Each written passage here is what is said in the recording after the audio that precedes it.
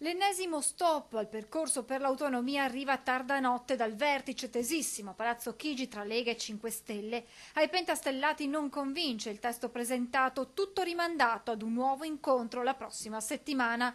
La bozza, nonostante le dichiarazioni della vigilia del vice premier Salvini, non arriva dunque in Consiglio dei Ministri convocato per oggi. Una nuova doccia fredda. Che ai 5 Stelle non piace l'autonomia ormai lo hanno capito tutti.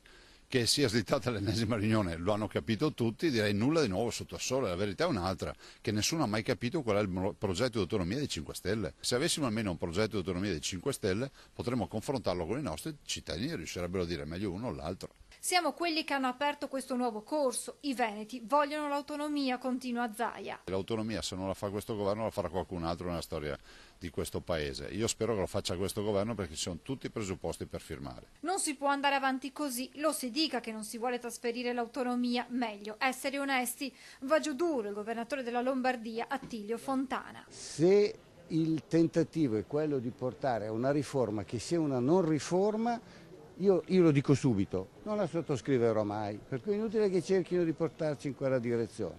O è sì una riforma seria e utile per il Paese, oppure è meglio che dicano no. Pretendo, ma sottolineo il termine pretendo, arrogantemente che mi si dia una risposta. Credo che nessuno degli altri governatori sia disposto a prendere uno schiaffone di questo genere senza muovere ciglio. Intanto il vice premier pentastellato Di Maio cerca di stemperare le polemiche con un post su Facebook. L'autonomia la chiedono i cittadini di Lombardia, Veneto ed Emilia Romagna ed è giusto che si faccia. Sarà un'autonomia equilibrata, fatta bene, che gioverà veramente a regioni e comuni. Il movimento lavora così per tutto il paese, scrive Di Maio, che aggiunge: non ho motivo di dubitare che sapremo trovare insieme la migliore soluzione, ma alcune posizioni più estreme mi preoccupano.